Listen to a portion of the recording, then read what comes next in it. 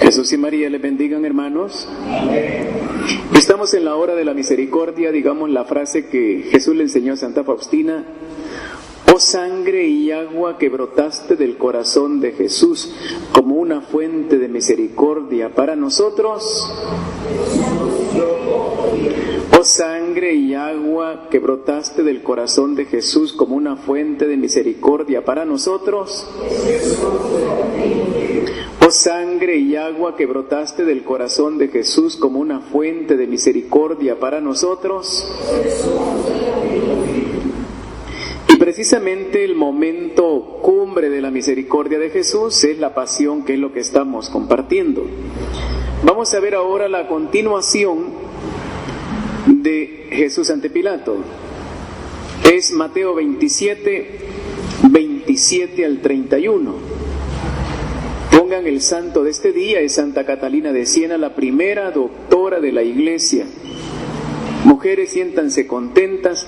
Hoy celebramos esa gran mujer que no sabía leer ni escribir, que dictaba 3 libros al mismo tiempo, sin saber leer ni escribir. Los amanuenses escribían 3 libros, impresionante, la consejera de los papas, y no sabía leer ni escribir. Mateo 27, 27. Vamos a empezar. Hermano José Alfredo, 27, hermanito 28, 29, hermanita Rita, 30, 31. Muy bien, comenzamos.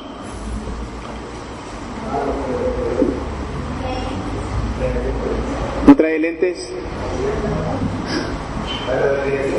La hermanita, démosle chancecito aquí a la hermana. 27, 27. Los soldados romanos llevaron a Jesús al patio del palacio y se reunieron toda la tropa en el torno a él. Palabra de Dios. ¿De qué nos va a hablar esta escena? Este es uno de los momentos, comienza la parte más dolorosa de la pasión de Jesús. Este texto, si ustedes lo leen en su Biblia, dice coronación de espinas. Pero sabemos que antes de la coronación hubo flagelación. Y eso está en el versículo 26. Pero también sabemos que antes de la flagelación fue llevado donde Herodes. Y entonces, para llevar la secuencia, vayamos donde está Jesús delante de Herodes. En el capítulo 23 de San Lucas. San Lucas 23 del 5 al 12. Un cipote listo por ahí. Un cipote que esté comiendo bombón a esta hora. Lucas 23 del 5 al 12. A ver, ¿sí? ¿Ya?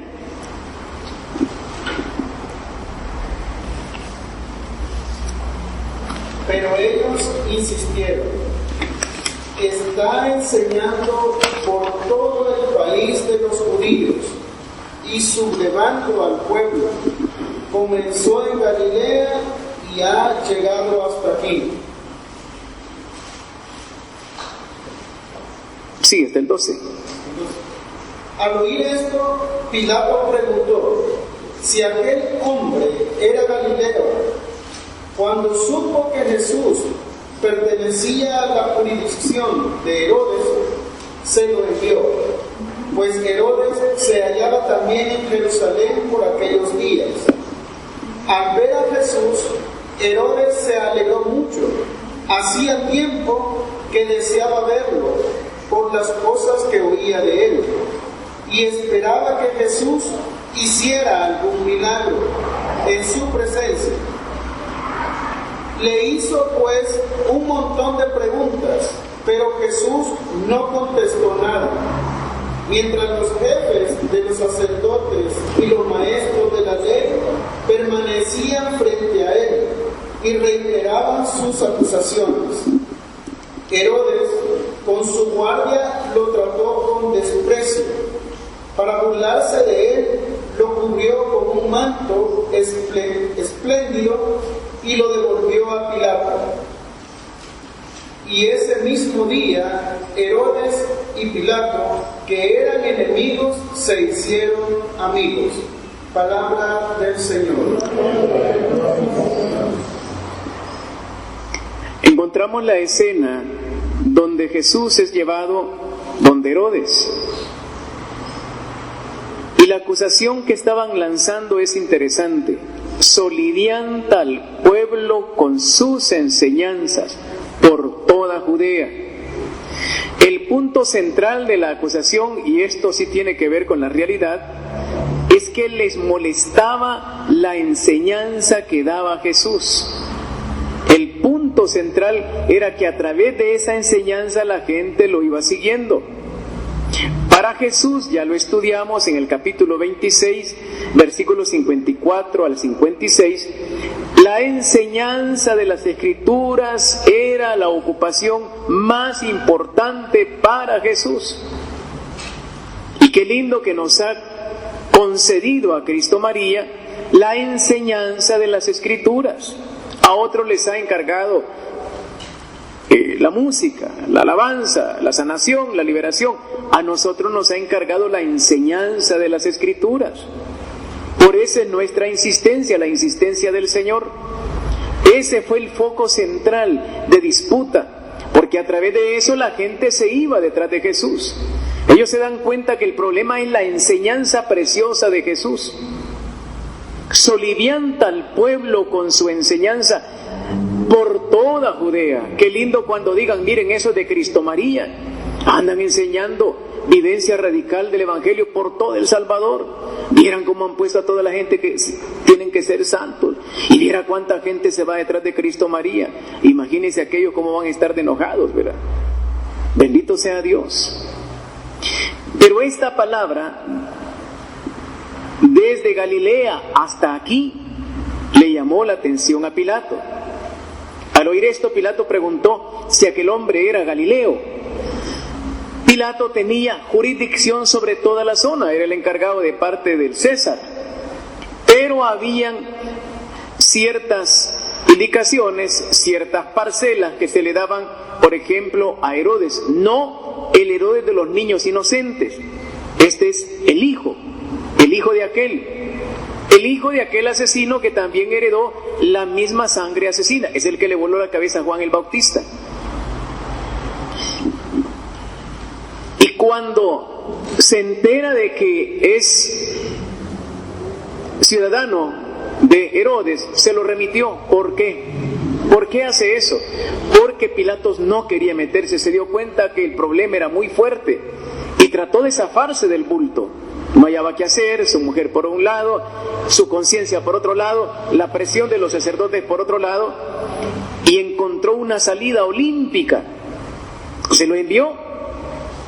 Al saber que era de la jurisdicción de Herodes, le remitió a Herodes. Herodes, ¿qué estaba haciendo ahí? Como era judío, estaba en la fiesta de Pascua. Y Pilato, que estaba allí, él no era judío. Y entonces, ¿qué andaba haciendo? Era el encargado de guardar el orden. Él vivía en Cesarea Marítima. Tuvo que subir, las fiestas importantes, él tenía la obligación de subir para guardar el orden. Era todo lo que estaba haciendo. Entonces se da cuenta que Herodes anda por ahí y se lo remite. Estaban bien cerca, dicen los videntes, los lugares. Jerusalén no era muy grande. Cuando Herodes vio a Jesús, se alegró mucho. ¿Y por qué? Porque lo quería, porque quería cambiar de vida. Pues hacía largo tiempo que deseaba verle, por las cosas que oía de él, y esperaba que hiciera algún signo en su presencia. ¿Por qué lo quería ver? Le gustaba el show, le gustaba ver esas cosas raras. Es cierto que allá adivinan. Ay, vamos a ver, venite. Yo recuerdo que estábamos hace algunos años, dábamos unos retiros a Simán. Y eran de un día para el personal en Santa Ana, en San Miguel, en San Salvador. Los retiros comenzaban a las 7 de la mañana. Y a las 7 la hermana encargada de Simán llegaba a dejar todo el personal, el equipo, etc. y desaparecía. A las 5 de la tarde era la imposición de manos. Terminábamos como a las 6. A las 5 en punto, la hermana, a saber de dónde, todo el día se perdía. Y era la encargada, la buscaba. ¡Ey, mira, ¿y qué se hizo la fulana? A saber, nunca apareció. pero siempre aparecía a las 5 de la tarde y hacíamos un círculo para impedir que gente extraña entrara, y ella llegaba: déjenme pasar, si soy la encargada, quiero ver los milagros, quiero ver qué va a pasar, los milagros. Solo llegaba a ver los milagros. Suspendimos ese servicio, no valía la pena. Estábamos enfermando a la gente, estábamos enfermando a esta persona, porque solo llegaba a ver los milagros. Eso es Herodes. Quiero decirles algo: la iglesia está llena de Herodes. Muchísima gente va a misa a pedir nada más, a ver cosas raras, que le den un marido nuevo, que le den una mujer nueva, que le den un trabajo nuevo, que le den salud, que le den la visa, que le den... No van a pedir conversión. En 19 años que tengo de hacer esto, nadie hasta ahora me ha pedido: hermano, ayúdeme a alcanzar una conversión, ayúdeme a ser santo. Nunca me lo han dicho. Todo: hermano, ¿y cree usted que el que anda detrás de mí es el, o tengo que esperar algo otro, hermano? Mire, me han salido 13, ¿usted qué opina? A ver qué me dice el Señor, a ver con cuál de los 3 me quedo. Y solo de esas cosas sale. Hermano, mañana voy a la embajada, ¿cree que me va a salir la visa? Hermano, ¿cree que voy a hacer este negocio? Y solo de eso, solo a pedir adivinanzas. Eso es Herodes. La iglesia está llena de Herodes. Gente que le gusta el show, la cosa rara. ¿Por qué la mitad de la iglesia católica se fue a la secta? Porque le gusta el show. Venite, si allá están haciendo adivinanzas. Venite, allá adivinan, hay profetas. Venite, allá sacan demonios. Venite. Le gustan las cosas raras, no le gusta la conversión. Y Herodes no estaba buscando a Jesús para convertirse, a ver si hacía algún milagrito. Y se lo dice en los textos, en los videntes le dice bien claro. Pero antes de hablar con él, mientras los sacerdotes, versículo 10, seguían con la puya, con el veneno, porque se dieron cuenta que Pilato no quería meterse en ese lío e iba a dejar libre a Jesús. Entonces ellos comienzan a atacar otra vez a Jesús, ahora con Herodes. Cuando lo vio, leamos el texto. Entraron, produjeron tumultuosamente las acusaciones. Herodes miraba a Jesús con curiosidad, y cuando lo vio tan desfigurado, cubierto de golpes, con el pelo en desorden, la cara ensangrentada, su vestido manchado, aquel príncipe voluptuoso. ¿Qué significa voluptuoso? Voluble. Tenía 2 defectos graves o pecados graves. Era asesino. Le quitó la cabeza al Bautista por un baile. Estaba además casado con la mujer de su hermano Filipo, estaba vivo, estaba viviendo con Herodías, era público. Y la niña, la jovencita Salomé, se puso a bailar pies descalzos, como la Shakira, y le gustó el movimiento de caderas aquel, y le ofreció la mitad de su reino, y aquella le pidió la cabeza del Bautista. Además, era medio raro, era manita caída. En las películas se ve un montón de gay con él. Y sin energía sintió mezcla de compasión y de disgusto cuando lo vio. Profirió el nombre de Dios, volvió la cara con repugnancia y dijo a los sacerdotes: ay, llévenlo, ay, qué hombre más sucio, ¿por qué me lo traen a mi presencia? Ay, lávenlo, ay, yo no quiero ver a ese hombre chuco, ay, llévenselo. ¿Cómo traen a mi presencia a un hombre tan asqueroso y tan lleno de heridas? Era gay. Usted ve todas las películas, se menciona eso. Y este hombre empieza a hacerle todo un interrogatorio, es largo. Le comienza a recordar, dicen que has convertido el agua en vino, que multiplicaste el pan, que devolviste la vista a un ciego, que has resucitado a Lázaro. ¿Por qué no haces una de esas cositas aquí también? Yo tengo poder para liberarte. ¿Crees que no? Haceme uno, te cae bien, te sirve a vos y nos sirve a todos nosotros. Hacete un milagrito, hombre, queremos verlo. Jesús no le contestó ni una sola palabra. Qué precioso el dominio de Jesús. ¿Para qué él iba a contestar? Si ese hombre, a pesar de que fuera adúltero, a pesar de que fuera asesino, se hubiera arrodillado y le dice: Jesús, ayúdame a cambiar de vida, Jesús le contesta.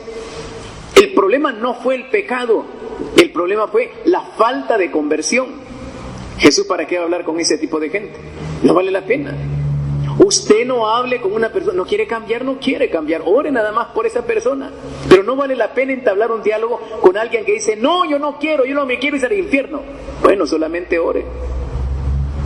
Me pidieron ayer: mire, hermano, ese matrimonio de mi hijo se va a deshacer.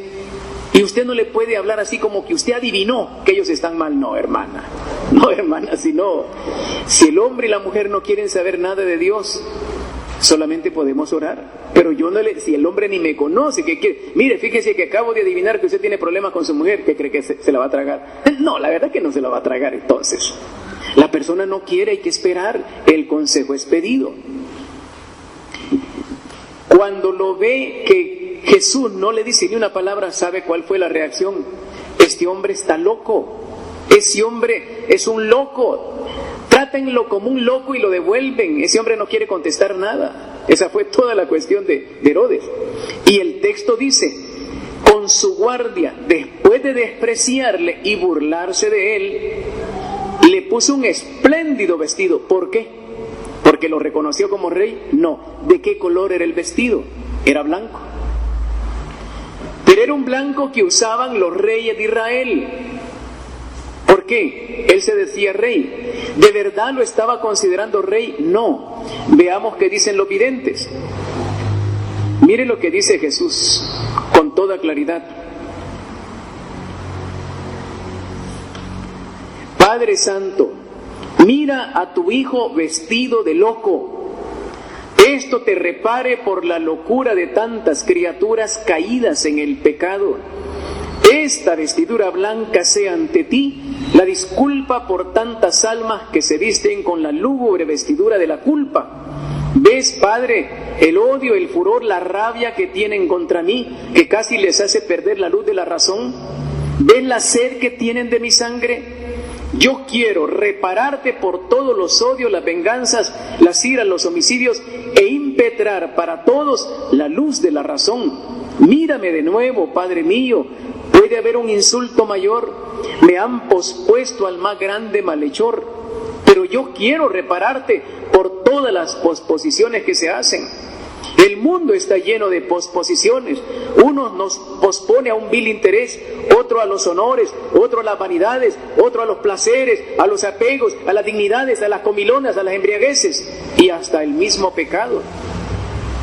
Y por unanimidad, todas las criaturas nos posponen incluso hasta en las cosas más pequeñas. Y yo estoy dispuesto a aceptar ser pospuesto a Barrabás para reparar por las posposiciones que nos hacen las criaturas. A lo largo de estas escenas vamos a ver algo tremendo. A Jesús lo están bombardeando a escupidas, latigazos, golpes, insultos, burlas, y Jesús está bombardeándolos con amor, con oración. Señor, perdónale este insulto, perdónale esa pescozada, perdónale esa bofetada, perdónale esa palabrota, Señor, perdona. Es una lucha a ver quién se cansa primero, ellos de hacer pedazos el cuerpo de Jesús y él de reparar por cada uno de ellos. Esa dinámica nunca, qué dinámica más increíble y preciosa. Una lucha a ver quién se cansa primero. Ahora regresaron a Jesús de Herodes y en el trayecto, lo dice el libro, se dieron cuenta que ni Pilatos ni Herodes querían hacerse cargo del problema y lo tenían como pilota de ping-pong. Y qué lindo Jesús, que no se molestaba por esas cosas, al contrario, las ofrecía también, lo andaban de un lado para otro. Pero cuando lo traen de donde Herodes, los sacerdotes se dieron cuenta de algo: este hombre va a ser liberado por Pilato. Entonces comenzaron a hacer dos cosas.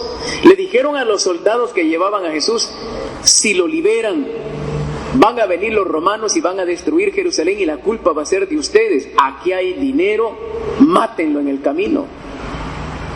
Están diciendo los videntes. El trayecto era muy corto, no alcanzaron a matar a Jesús en el camino. Lo llevaban, no dice que iba caminando, lo llevaban arrastrada. Jesús ya no puede. Lo llevaban de arrastradas a Jesús. Y le iban dando, dicen los textos, de patadas, trompones y todo lo que podían. Por fin llegan donde Pilato. Volvamos a nuestro texto. Ahora sí. Estamos en Mateo 26, 27. Vamos al 26. ¿Qué dice el 26? Ya lo hemos estudiado un poco la vez anterior. ¿Qué dice el 26? A ver, ¿lo lee alguien? Entonces se soltó a Barrabás y a Jesús. Lo hizo soltar y lo entregó para que lo crucificaran.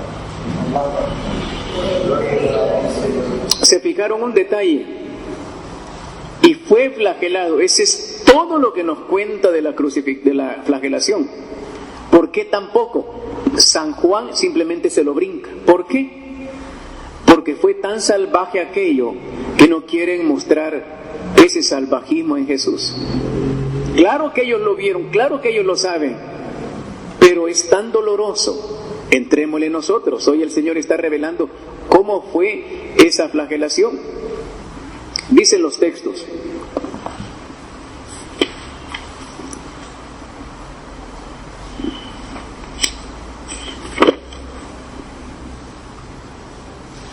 no se puede expresar con qué barbarie esos tigres furiosos arrastraron a Jesús. Le arrancaron el manto de burla de Herodes, lo derribaron al suelo. Jesús temblaba y se estremecía. Él mismo se despojó de su vestido con las manos hinchadas y ensangrentadas. Mientras le pegaban, oiga esto, oró del modo más tierno por sus verdugos. ¿Entendió bien? Eso se llama cristianismo, lo que nunca nos enseñaron en la iglesia. Eso no lo han enseñado en ninguna iglesia, yo nunca lo escuché. Nos han enseñado a hacer vidrios, a hacer guacalchillas. Nos han enseñado que tenemos que defendernos. Nos han enseñado a guardar una dignidad. Jesús enseña a todos los videntes, tienen que estar dispuestos a perder su dignidad por mí. El que quiera salvar su vida, dicen los evangelios, la pierde. El que la pierda por mí, la gana, dice Jesús. Jesús abrazó la columna. Los verdugos le ataron las manos levantadas en alto a un anillo de hierro que estaba arriba. Estiraron tanto sus brazos que sus pies, atados fuertemente a lo bajo de la columna, apenas tocaban el suelo. El Salvador, el Hijo de Dios, el verdadero Dios y verdadero hombre, temblaba y se retorcía como un gusano bajo la lluvia de golpes. Sus gemidos, dulces y claros, se oían como una oración en medio del ruido de los azotes. Algunos alguaciles de los príncipes, de los sacerdotes, daban dinero a los verdugos y además les trajeron también un cántaro que contenía una bebida espesa y colorada y bebieron hasta emborracharse. Pasado un cuarto de hora, los sayones que azotaban a Jesús fueron reemplazados por otros 2.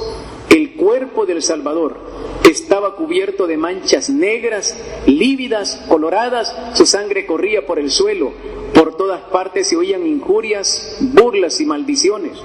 Los segundos verdugos se lanzaron con rabia de hambrientos de lobos sobre Jesús. Tenían otra especie de varas, eran de espino con nudos y puntas. Los golpes rasgaron todo el cuerpo de Jesús, la sangre saltaba a distancia y ellos tenían los brazos manchados con la sangre de Jesús. Jesús gemía, oraba y se estremecía. Otros nuevos verdugos pegaron a Jesús con correas que tenían en las puntas garfios de hierro, con los cuales le arrancaban la carne a pedazos. ¿Cómo describir este tremendo y doloroso espectáculo? Sin embargo, su rabia no estaba todavía satisfecha. Desataron a Jesús, que estaba desnudo totalmente, lo ataron de nuevo, ahora de espaldas a la columna. El cuerpo del Salvador era todo una llaga. Miraba a sus verdugos con los ojos llenos de sangre y les extendía misericordia. ¡Guau! ¿Cómo lo lograba Jesús? No está mirándolos con odio, con enojo, con misericordia. ¿Cómo lograba dominarse Jesús de tal manera? Pero ellos redoblaban su ira y los gemidos de Jesús eran cada vez más débiles. La horrible flagelación había durado 3/4 de hora cuando un extranjero de clase inferior se precipitó sobre la columna con un hierro, gritando, loco de indignación: basta, no le peguen a ese inocente hasta morir. Jesús cayó sin sentido al pie de la columna sobre un charco de su propia sangre. Durante la flagelación vi muchas veces ángeles llorando alrededor de Jesús y oí su oración por nuestros pecados, que subía constantemente hacia su Padre en medio de los golpes que daban sobre él. Los soldados volvieron y le pegaron patadas y palos diciéndole que se levantara. Santa Brígida, La mística sueca nos cuenta que ella, en la visión que tuvo de la pasión, de la flagelación de Jesús, le contó 5.475 golpes. Yo he tratado de hacer la dinámica. Si el látigo tenía 10 puntas, ¿cuántos golpes se pueden dar sobre una persona en 15 minutos? O en 45, según los videntes. Tuvieron que haberle pegado con toda la furia posible y sin parar. 10, 20, 30, 40, 50, 60, porque a mí se me acaba el aire de estar contando. A ver, ¿cómo llego a 5.475? Era sin parar. ¿Por qué tanto odio? Yo tengo que saber por qué este odio en contra de Jesús. ¿Quiénes estaban pegando esos azotes a Jesús? No eran judíos, tampoco eran romanos. ¿Y entonces quiénes eran? Eran paganos. Eran paganos contratados precisamente como esclavos para este oficio. Les pagaban y los emborrachaban. Pero había una cosa importantísima, y ese problema lo cometen muchas personas. Los judíos tenían un problema, eran nacionalistas. Ellos creían que solo ellos eran el verdadero pueblo salvadoreño y todos los demás eran piricuacos. Ese problema fue horrible y lo mantienen todavía hasta el día de ahora. Ellos creen que los únicos de Dios son ellos y todos los demás son perros, así le llamaban a los samaritanos y a todos los pueblos paganos. Entonces, cuando capturaban un judío y había que flagelarlo, ellos lo tomaban como su venganza. Ahora podían hasta matar a un judío, esos que no importa si era Mesías o no, lo importante que era judío. Era la forma de vengarse de ese pueblo judío que los excluía. Eso fue el origen de la guerra en este país. Cuando excluimos a alguien, aquellos se vinieron encima y una guerra que no tenía sentido. Y eso puede pasar en cualquier momento. Pasa en la casa, pasa con los hijos. Si usted excluye a alguien de su familia, tarde o temprano o se va, se hace gay, se hace prostituta, se hace ladrón o ataca, se pierde. Es la reacción normal al sentirse alguien excluido. No deberíamos hacer eso. Y qué pena que el ser humano no logre entender estas cosas. Nadie es propiedad privada de Dios. Dios no es propiedad privada de nadie, es de todos. Para que le hayan dado 5.475 golpes en menos de una hora, quiere decir que le daban sin parar. Y de hecho los videntes dicen, le daban hasta que se les cansaron los brazos. Eran hombres fornidos. ¿Cómo se le cansaron los brazos de tanto golpear? Es que le daban sin parar y le daban con todas sus ganas. Ya habían matado a otros de esa misma manera, a otros judíos, y nadie decía nada porque estaban condenados a muerte. Para ellos era un lujo hacerlo. Se podían vengar de todos los insultos de los judíos. Yo tengo que entender por qué esta golpiza irracional. Y San Buenaventura, viendo también, estamos hablando del siglo XIII, San Buenaventura dice, el que es flor de toda carne y de la naturaleza humana aparece ahora cubierto de manchas y heridas. La sangre real mana de todas las partes de su cuerpo. Se da y se toma reiteradamente mancha sobre mancha, corte sobre corte, hasta cansarse los verdugos y aún los espectadores. No cesaba el verdugo de desgarrar cruelmente la carne virginal golpe tras golpe, magulladura sobre magulladura. Santa Brígida cuenta que Jesús tenía tanta sangre en su cuerpo, en sus orejas, en sus ojos, que quería ver a su madre que estaba en la plaza, que estaba cerca de los cuajarones de sangre, no la podía ni ver. ¿Cuánta sangre perdió Jesús en ese momento? San Bernardo de Claraval nos cuenta también la misma escena. Contémplalo aquí atentamente y durante largo rato. Y si no sientes compasión, piensa que tienes un corazón de piedra. Vuélvete después a la divinidad. Pondera esa majestad inmensa, eterna, inmortal e imperial que se encarnó, que ahora se inclina humildemente y tocando la tierra para recoger sus prendas de vestir.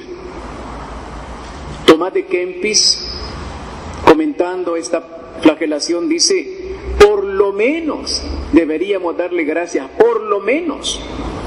Te alabo y te adoro, postrado de hinojos, en especial por haberte dejado atar a la dura columna, para librarnos de las cadenas de nuestros pecados y reconducirnos a la libertad eterna. Hermanos, si los ángeles lloraban alrededor de Jesús, los ángeles no están llorando por ellos, Ellos no tienen pecado, son seres puros. No están llorando por los pecados de Jesús, que tampoco tiene pecados. Están llorando por nuestros pecados que le ocasionan eso a Jesús. Los ángeles no son corazón de piedra como nosotros. Ellos están llorando al ver lo que está pasando en Jesús. Y nosotros podemos contemplar una escena de estas sin llorar. ¿De verdad tenemos corazón de piedra? Esto es nada más un estudio para entretener gente y para que sepan un chipuste de Biblia. Deberíamos caer, dice San Buenaventura. ¿O acaso tenemos corazón de piedra? Pregúntele al que está a la par: ¿y tú tienes corazón de piedra?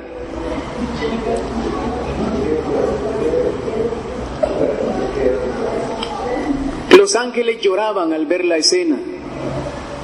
Los ángeles estaban tristes una y otra vez. Lloraban muchas veces, dice el vidente. No paraban de llorar al ver. Y Santa Catalina Emmerich, los niveles que yo no he visto alcanzado en ninguna parroquia de este país, está presente en la escena, no lo está viendo en unas estampitas pegadas en una pared. Eso es lo que no funciona, y todavía insistimos en ese esquema.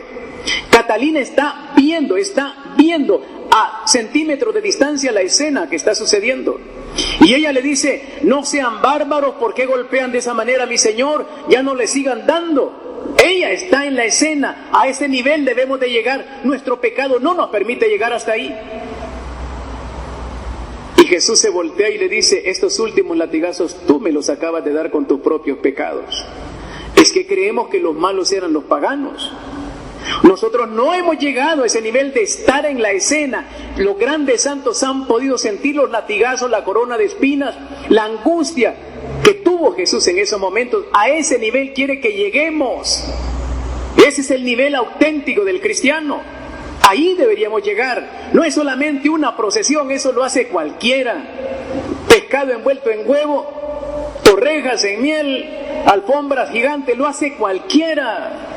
Lo que no hace cualquiera es estar en la escena con Jesús.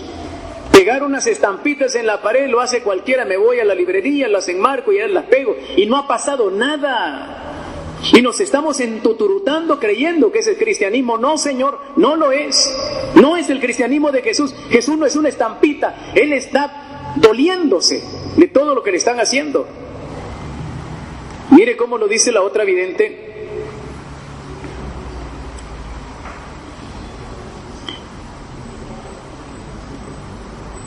Es tanta la ferocidad y el furor al golpearte que ya están cansados. Pero otros dos verdugos lo relevan, toman látigos espinosos, te azotan tanto que enseguida comienzan a correr arroyos de sangre de tu santísimo cuerpo. Lo azotan completamente, abriendo surcos, lo llagan, pero no les basta. Otros dos lo sustituyen y con flagelos con garfios continúan la dolorosa carnicería. A los primeros golpes esas carnes azotadas y llagadas se desgarran aún más, a jirones caen por tierra, los huesos quedan al descubierto y la sangre sale tanto que forma un lago en torno a la columna. Mírame, oh Padre, todo llagado bajo esta tempestad de golpes, pero no me basta. Quiero formar en mi cuerpo tantas llagas que en el cielo de mi humanidad sean suficientes moradas para todas las almas, de modo que forme en mí mismo su salvación y luego hacerlas pasar al cielo de la divinidad. Padre mío, cada golpe de estos flagelos repare ante ti una por una cada especie de pecado, y al golpearme a mí sean excusa para quienes los han cometido.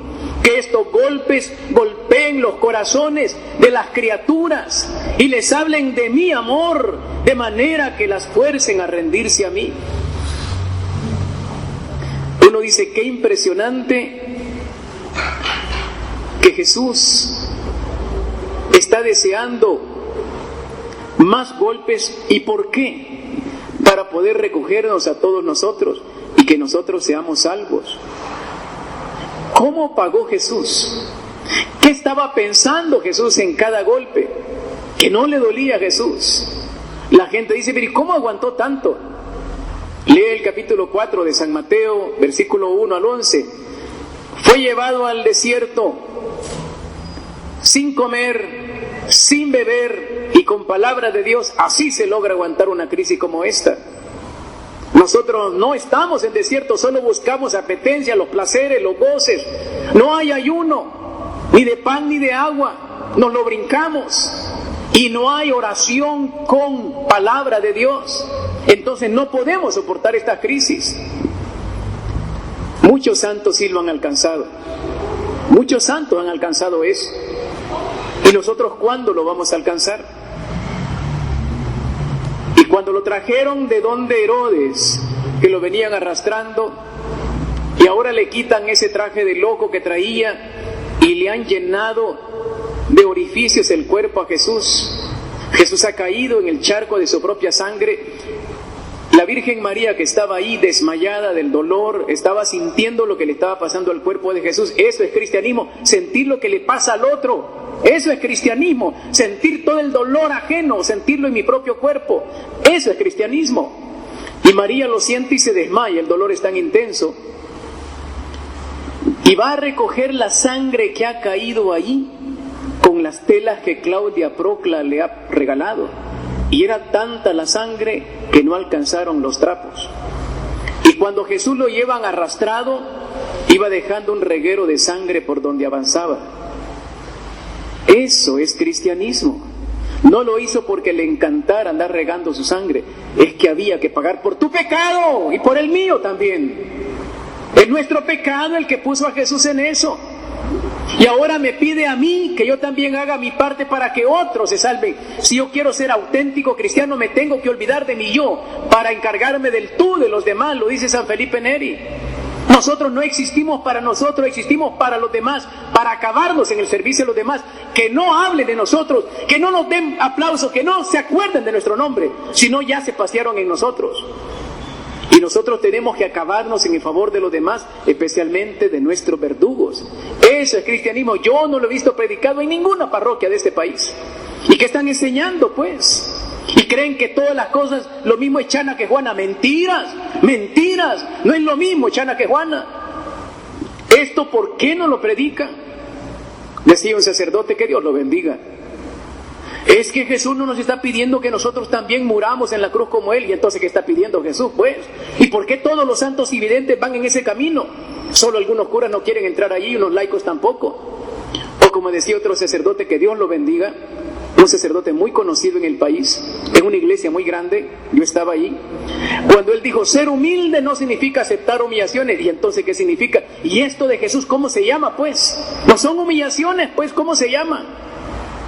Claro, no queremos sufrir, queremos un cristianismo light, de parroquia, y eso no funciona. Por eso estamos como estamos. La gran carnicería ha terminado. Cuando llevaron donde Herodes y lo ve tan maltratado, todavía no ha pasado la flagelación, Herodes se burló de los sacerdotes y les dijo, ya se ve que este hombre ha caído en manos de los carniceros. No ha comenzado la celebración, ya ustedes están haciendo pedazos los cuerpos de las personas. Era una carnicería cada vez brutal. O sea, era un odio sin razón. Y no se detenía, porque así es el odio satánico. Ha pasado la flagelación. Yo solo conozco un caso en este país donde una persona, al estar meditando esto, le salió sangre en la espalda. Era uno de los primeros hermanos de Cristo María. Que Dios lo bendiga. Tuvimos que orar mucho por este hermano para que se le quitara el dolor. Estaba saliéndole sangre de la espalda. Y los demás, ¿por qué no alcanzamos esos niveles? Por nuestro pecado. Por nuestro pecado nos estamos perdiendo grandes bendiciones. Deberíamos estar ahí en el lugar. Y sabiendo que muchas de esas flagelaciones también nosotros se las pegamos. Pasemos ahora al versículo 27, que fue el primero que leímos. Ahora vamos a entrar en la coronación de espinas. Entonces los soldados del procurador, estos son del procurador, estos son romanos, llevaron consigo a Jesús al pretorio, la parte de atrás. Reunieron alrededor de él a toda la tropa. Me detengo. ¿Cuánta tropa significa esto? Si era la legión romana, eran 6.000 personas. Imposible que quepan ahí 6.000 en un pedazo. Pero dice el texto, era la cohorte romana. ¿Y qué es la cohorte? La 10ª parte de la legión, 600 hombres. Era una cantidad grande para un solo hombre que está deshecho. Golpear a ese hombre de esa manera no tiene sentido. Versículo 28. ¿Quién le toca?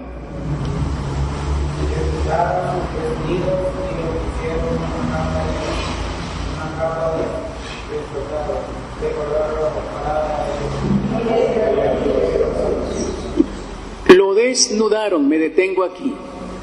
Cuando usted tiene una herida y le ponen una curita y por alguna razón se la quita a alguien y lo hace de una vez rápido, no hombre, hacelo despacito, hombre, si duele, con una herida. Imagínese, Jesús tenía 5,000. Cuando le quitaron la ropa, piensa en el dolor y el poco de sangre que salió de nuevo. Lo desnudaron y le echaron sobre un manto de púrpura. ¿Por qué? ¿Qué era la púrpura? Era la tela de caché. Era uno de los grandes honores que el César le regalaba a sus grandes dignatarios. Cuando tenía un rey socio, le mandaban un regalo, un manto de púrpura. Era carísimo. Le mandaba una corona de oro con diamantes y le mandaba un cetro de oro con piedras preciosas. Era su rey vasallo o su rey socio. Ahora, para burlarse de Jesús, le están poniendo un manto de púrpura de un soldado que ya no la usaba, un pedazo roto de púrpura, para burlarse de Jesús. Ahora tenemos que entrar en profundidades. Este pueblo romano, porque estos sí son romanos, estos que se están paseando, se están burlando en Jesús, ellos están muy mal y esto le va a costar caro, aunque Jesús no lo quiere. No es esa la intención de Jesús. Fíjese una cosa, Herodes y Pilato se han unido y terminaron de amigos, y ahora se están burlando de Jesús. ¿Por qué pasó esa escena de que Pilatos y Herodes se hicieron amigos? Lea el Salmo 2, versículo 1 y 2, por favor, si puede que lo encuentre. Salmo 2, 1 y 2.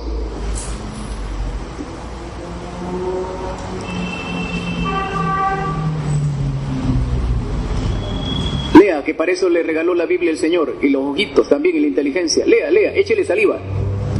Muy bien. Porque se abominan las naciones, y los pueblos conspiran y van. Los reyes de la tierra se sublevan, los príncipes a unas que dejan, en contra de Yahvé su ungido. Te alabamos, Señor Dios. El texto es bien claro. Se alían. ¿Por qué se amotinan las naciones? Se alían los príncipes en contra de Yahvé y de su ungido el Señor. ¿De quién está hablando el Salmo 2? De Jesús. ¿Cómo sí lo entendieron bien los apóstoles? Abra la Biblia en Hechos 4 del 25 al 28, por favor. Hechos 4 del 25 al 28. Hechos 4, 25 al 28. Échele salivita. Abra la Biblia, dele aire de vez en cuando. Qué bueno, vaya. A ver. Diga amén el que ya lo encontró. Amén. Tú, por el Espíritu Santo, pusiste en boca de tu siervo David estas palabras, porque se agitan las naciones y los pueblos traman planes vanos. Se han aliado los reyes de la tierra y los príncipes se han unido contra el Señor y contra su Mesías. En verdad que en esta ciudad hubo una conspiración de Herodes con Poncio Pilato, los paganos y el pueblo de Israel contra tu santo siervo Jesús, a quien tú ungiste. Así ellos consiguieron lo que tú habías decidido de antemano y llevabas a efecto. Y ahora, Señor, fíjate en sus amenazas. Concede a tu siervo anunciar tu palabra con toda valentía. Palabra de Dios. Ya habíamos indicado Pilatos es un personaje, según Flavio Josefo, según Tácito, el historiador romano, era un ser muy brutal. Es muy negativo el juicio que la historia hace de Pilato y de Herodes. De Herodes era el que se aprovechaba de Jesús para su propio ego. Y hemos dicho que la iglesia está llena de Herodes, gente que solo viene a aprovecharse, no le interesa la conversión, no le interesa a Jesús, le interesa sentirse alguien con Jesús, aprovecharse de Jesús. Y decimos, la iglesia está llena de ese tipo de gente herodiana. Ahí lo va a ver dirigiendo parroquias y ministerios. No les interesa la conversión verdadera, les interesa guardar su estatus, les interesa guardar su fama, aprovecharse de Jesús. Estos dos se han aliado. ¿Y por qué? Pedro, cuando está diciendo ese discurso precioso, ahora ya está lleno del Espíritu, entiende, aquel Salmo 2 se ha cumplido ahora. Herodes y Pilato se han unido. ¿Por qué? ¿Por qué se tuvo que cumplir eso? Mire qué precioso. Jesús Dios es tan lleno de amor que permite a sus enemigos que se unan. Porque Dios busca la unidad. La división es satánica. Cuando tú buscas la división en el cuerpo de Jesús, eres diabólico. Diablo significa división. Jesús busca la unidad. ¿Cuánta gente truena contra Cristo María? ¿Por qué? Porque les encanta lo diabólico, aunque estén dirigiendo guardia del Santísimo y cosas parecidas. Porque no les gusta la envidia, lo que decíamos de los sumos sacerdotes. ¿Por qué crucificaron a Jesús? Por envidia de un negocio, de su estatus. No les gusta ver lo bueno, no lo hacen ni tampoco lo dejan hacer. Y ahora Jesús, en su gran misericordia, aunque son sus verdugos, mire qué precioso eso, permite la unidad. Jesús no dice, y no quiero verlo juntos porque los dos son... No, eso no es Jesús. Jesús nunca haría eso, andar jalando agua para su molino. Eso nunca, eso es diabólico, es satánico. Jesús permite que los dos se unan. ¡Qué precioso ese acto! Estaba anunciado y Jesús lo permite. Aunque son sus verdugos, Jesús lo mantiene unido, porque a través de la unidad va a tratar de levantarlos también a ellos. La misericordia es increíble de Jesús. Nunca dividan el cuerpo de Jesús. Nunca hagan eso de aprovecharse de Jesús nada más, Herodes. Y ha permitido que estos dos estén paseando en él, pero él los sigue amando. Ahora los romanos están burlando con ese manto de púrpura. ¿Qué significa en Biblia el púrpura? Lea Apocalipsis 17:4, por favor. Apocalipsis 17:4.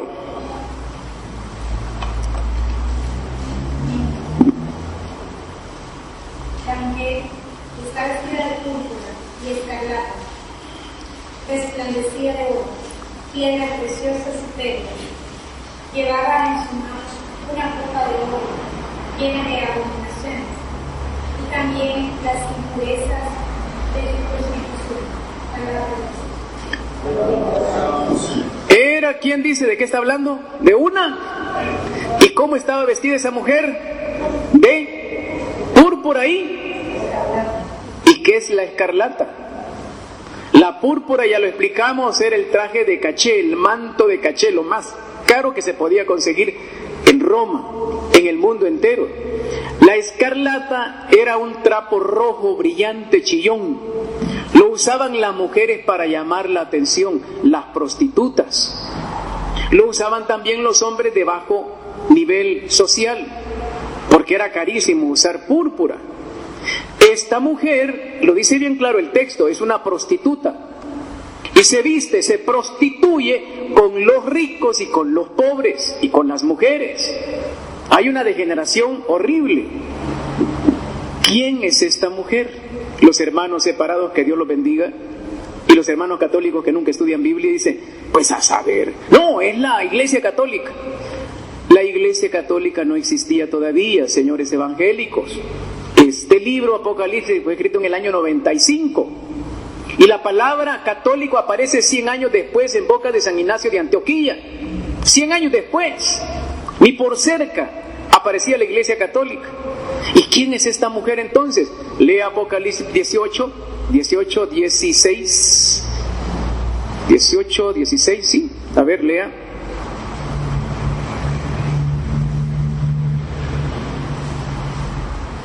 ...16 y 17... Apocalipsis 18... Sí, rápido, ya, métale eso. Bien. La gran ciudad, vestida de lino, púrpura y escarlata, resplandeciente de oro, piedras preciosas, telas, que en una hora ha sido abandonada tanta riqueza. Todos los capitanes... Hasta ahí, palabra. La mujer vestida de púrpura y escarlata es una ciudad. Y Roma, eso fue escrito en contra de Roma, la Roma de los Césares. Y dice, vestida de lino blanco, púrpura y escarlata. Le ha agregado algo ahí. ¿Por qué lino blanco? Era la vestidura de los sacerdotes. Quiere decir, Roma se prostituyó con la iglesia, con los ricos y con los pobres. Y además había una degeneración sexual horrible. Cuando Roma es conquistada por los vándalos de Alarico en el año 410, encontraron un montón de maricas allá adentro. El ejército romano, tan admirado 400 años atrás, era un montón de maricas. Eso es historia, un montón de borrachos. Cuando los pueblos caen en degeneración sexual, se los pasa llevando cualquiera. En una hora, dice, ha sido arruinada. ¿Qué significa eso? En poco tiempo. Ahora, volvamos a nuestra escena. Están golpeando a Jesús, pero en una hora Roma va a pagar caro lo que está haciendo. Jesús no lo quiso. Ese no era el plan de Jesús. Jesús quiso unirlos inclusive, pero ellos no quisieron escuchar eso. Ahora se están dando gusto con Jesús. En una hora va a ser destruida la gran ciudad. Veamos el versículo 29.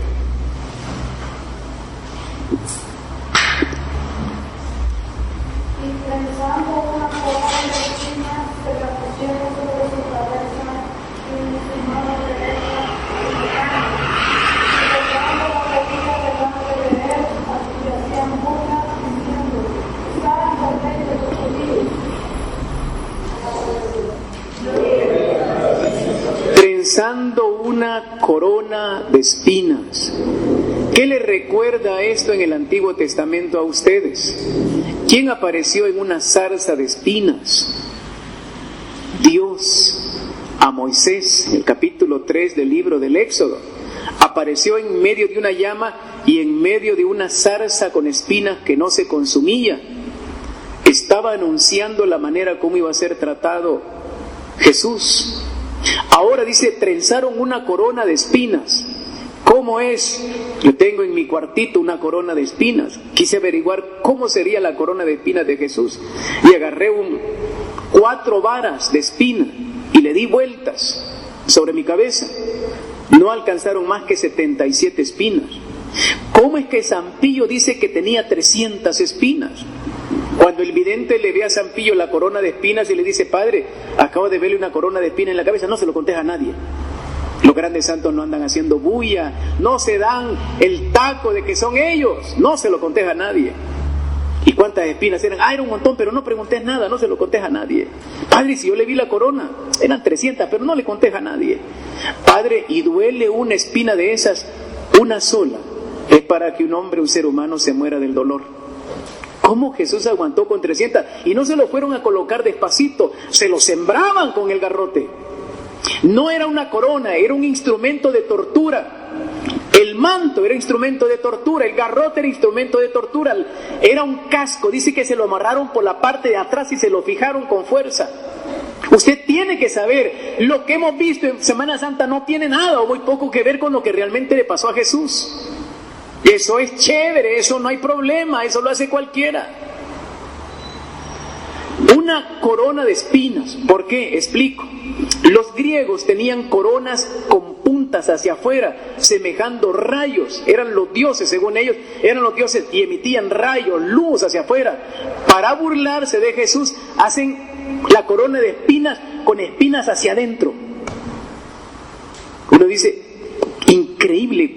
¿Cómo puede ser un ser humano tan salvaje de hacer una cosa de esa? 300, sabemos una cosa, habían más de 12 tipos de espinas en Jerusalén, a cual más grande. Pusieron una que tenía 3 filos en cada espina. Imagínense lo que eso significa. Y no se la pusieron, se la sembraba. Y en su mano derecha una caña. ¿Qué significa en Biblia una caña? Lea Mateo 11:7, por favor. Mateo 11:7.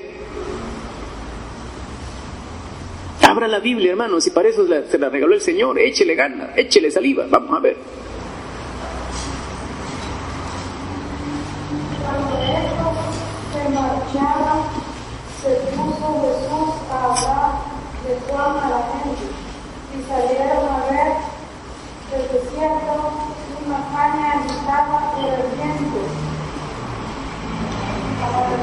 Del Señor, gloria.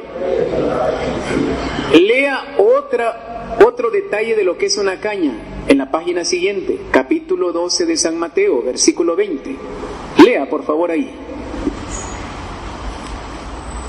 ¿Qué dice ahí? En la siguiente página, 12:20. La caña cascada en una tirada y apagará la leche en el funeral hasta que llegue a la victoria de Cristo. Palabra del Señor. Gloria. 2 características de la caña: se mueve. ¿Cuántos hermanos se mueven con facilidad? El viento lo lleva para un lado y para otro.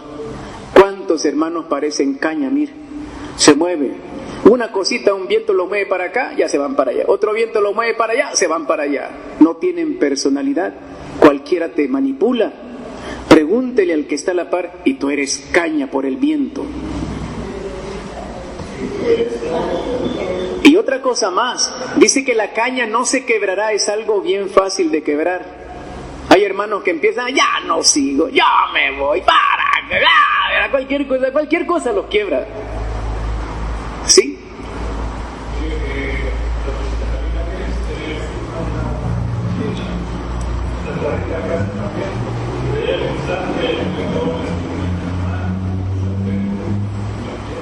Sí, han habido más de 100 estigmatizados, empezando desde San Francisco, pasando por... ¿Perdón? Algunos se cuentan más de 100, incluyendo los no visibles, como Faustina. Faustina no los tenía visibles, pero se sabe, el confesor sí sabía que los tenía. En general, hay algunos que solo tienen una espina, hay una gran variedad de los estigmatizados con espinas. Santa Rita solo tenía una y le era muy dolorosa, dice que eso le ocasionaba, solo una le ocasionaba un tremendo problema. Entonces, tener una corona de espinas, Santa Faustina dice que cuando se acostaba no podía poner la cabeza por lo que había dejado la corona sobre su cabeza, estaba llagada, o sea, físicamente estaba llagada, y dice que le costaba, no hallaba cómo ponerse. Qué tremendo eso. Eso parecería que es un bonito adorno. Es un martirio también para la persona que recibe esa gracia. Y en su mano derecha una caña. Y sabe, mire qué lindo, ¿por qué me tomé el trabajo de buscar Mateo 11 y Mateo 12:20? Porque Jesús va a decir, Señor, yo acepto la corona de espinas. Leamos, hombre, si para eso trajimos libro. Leamos esto.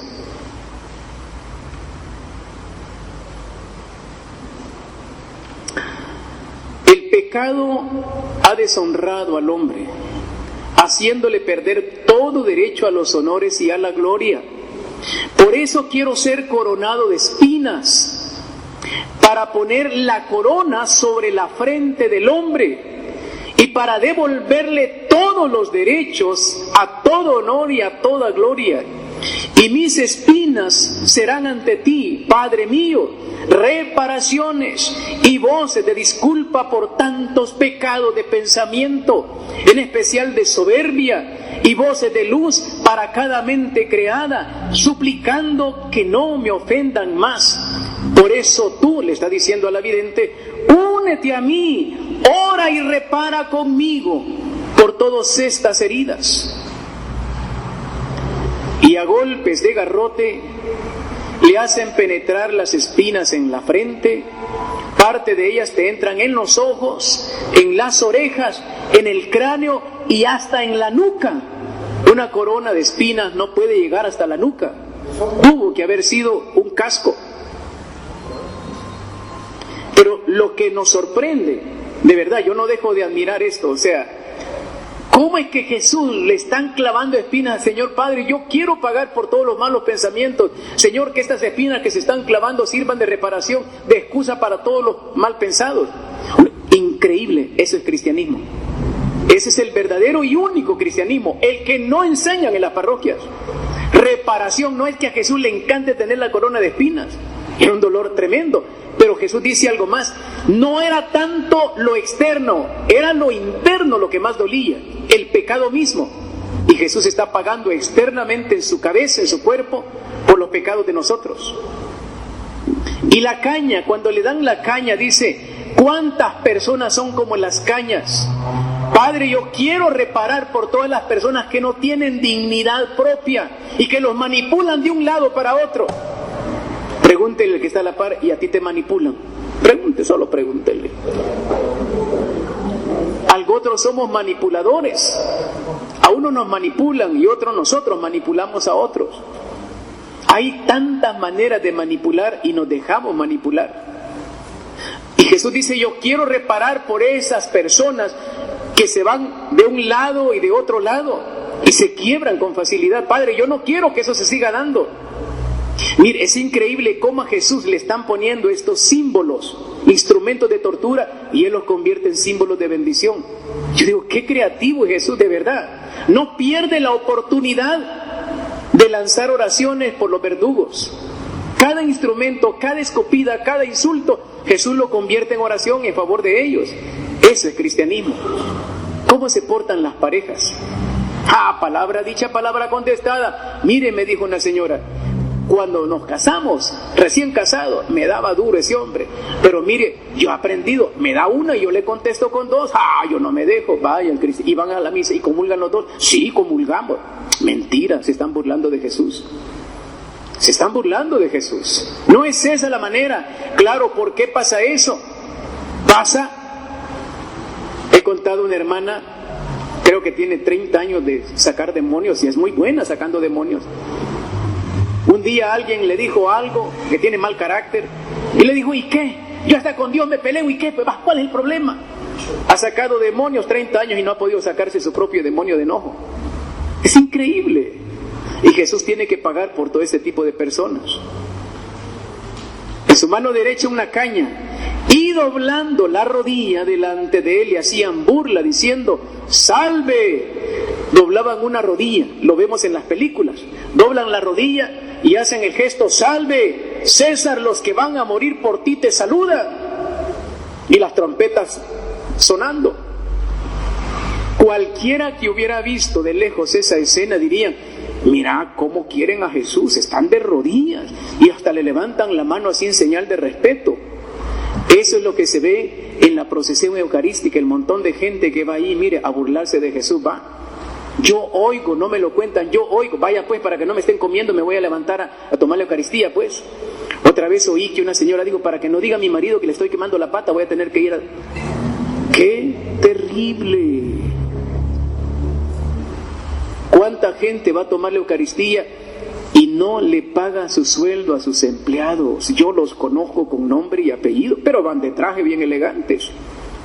¿Cuánta gente se va a burlar de Jesús? Claro, ese gesto de rodillas, ¿verdad? Cualquiera diría, miren cómo quieren. Esas de la Guardia del Santísimo, mire, vestiditas de blanco, mire cómo quieren a Jesús. Mentiras, si yo las conozco. Si ese hombre que hace adoración al Santísimo no lo soporta ni su mujer ni sus hijos, yo los conozco. Pero ahí está en adoración en la parroquia X, ahí están en adoración a las 4 de la mañana. Sí, pero no perdona a su mujer de una falta que tuvo hace 10 años y que yo platiqué con ese señor y me dijo, es falso, eso nunca pasó. Pero adora al Santísimo y es predicador católico. No puede ser. Nos estamos burlando de Jesús. ¿Cuánta gente lo hace? Mire, es un show tremendo. Doblan la rodilla, salve, y pegaban la gran carcajada. Pero no termina ahí. ¿Sabe una cosa? ¿Dónde estaba Jesús? Mire, usted está sentado bien cómodamente en una silla plástica. Jesús le pusieron un banquito y le pusieron piedras puntudas. A Jesús lo levantaban y lo sentaban. Este es tu trono, y lo sentaban violentamente. Para un hombre que tiene todo su cuerpo llagado, que está desangrándose, ¿qué cree que le ocasionaba esto? Yo tengo que entender todo lo que hicieron con Jesús. ¿Por qué? Porque mis pecados y los tuyos son tan graves. Si tú no sales de aquí esta tarde convencido de que eres parte del problema de Jesús, tu vida no tiene sentido. Tu vida no tiene sentido. Si crees que los del problema son los que no han venido, te equivocaste de planeta, te equivocaste de universo. No has entendido qué estás haciendo aquí. Todos somos culpables de ese tratamiento a Jesús. Versículo 30.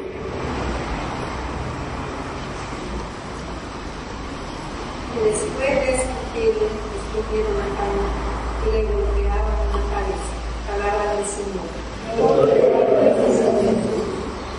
Este versículo 30 nos recuerda un versículo atrás, el capítulo 26, versículo 67. ¿Se acuerdan de ese versículo alguno? Cuando los sumos sacerdotes, Caifás dijo: ¡ha blasfemado! ¿Qué más tenemos que hacer? ¿Qué vamos a hacer con él? Es reo de muerte. E inmediatamente comenzaron a escupirle. ¿Quiénes? Los judíos. ¿Quiénes lo están escupiendo ahora? Los romanos.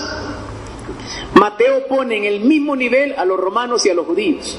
Igual de malos con Jesús, igual de malos a nosotros también. Se han paseado los paganos, lo dice muy bien el Salmo 2. Los paganos, los romanos, los judíos, todo mundo agarrado de piñata a Jesús. Lo hemos agarrado de piñata. Esa es la Semana Santa que tú viviste. Esa es la procesión del Santo Entierro donde tú ibas cargando y cantando. Y después de escupirle, cogieron la caña y le golpeaban en la cabeza. Uno dice, increíble, ¿cuánto dolor habrá tenido Jesús? Y digo algo, Jesús lo dice ahí: ahora están sabiendo algo de lo que yo padecí por ustedes. Solamente en el cielo sabrán todo lo que me han costado cada uno. Qué ingratos somos, de verdad, lo digo por mí. Qué ingratos somos, salvajes somos también, hipócritas somos. Cuando nosotros no lloramos, al menos llorar nuestros propios pecados. Si nosotros le estamos haciendo eso a Jesús, porque para Dios no hay pasado ni futuro, todo es presente. El insulto, el descuido que hacemos de Jesús, Él lo está sintiendo en el mismo instante. Y le golpeaban en la cabeza. Versículo 31.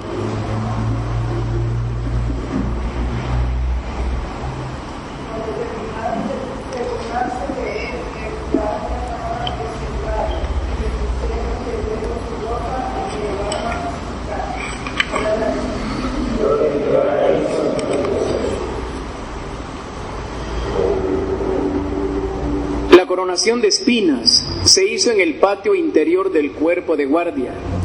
Había ahí 50 miserables esperándolo: criados, carceleros, alguaciles, esclavos y otra gente de igual valor.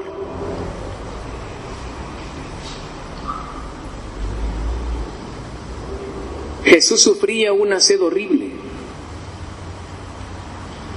Lo tiraron sobre el asiento y lo volvieron a levantar con violencia. Jesús fue así maltratado por espacio de media hora, en medio de la risa, de los gritos, de los aplausos de los soldados formados alrededor de Jesús. Cuando se hubieron burlado de él todo lo que quisieron, oiga, usted y yo también nos burlamos de Jesús. No nos demos garabato. Nos burlamos a cada rato. Nos burlamos a cada rato. Aquí parecemos mansas palomas. Nos vieran en nuestras casas como somos insoportables. Como allá no nos está viendo nadie, allá sacamos el chilillo, el garbo, sacamos a Barrabás, sacamos las palabrotas, sacamos la cochinada. Cuando se hubieron burlado de él, le quitaron el manto. Explico de nuevo. Le habían puesto la púrpura, ya se le pegó, se le secó, habían pasado más de 15 minutos, eso se le había pegado. Ahora ha llegado el momento de ponerlo delante del pueblo. Hay que pasarlo a Pilatos de nuevo.